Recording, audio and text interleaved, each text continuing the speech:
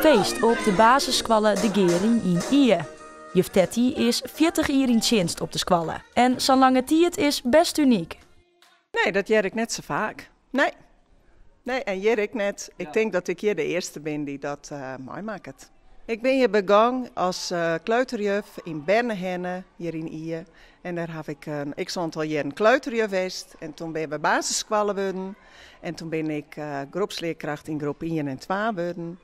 En 8 jaar geleden heb ik de oorstap maken naar de midden- en bovenbouw. En ben ik leerkracht geworden in groep 5, 6. In 40 jaar is er een soort Bart. Maar er is één ding dat Tetty neer vergeten zal. Het fijne aan het leesjaar om bij een iets bijbrengen, het plezier aan mij erbij, het geweldig vinden om lesstof over te brengen. Bezig wezen met bij het plezier ik te hebben in mijn werk, dat blijft me wel heel goed bij. Maar is het na 40 jaar dan echt oer?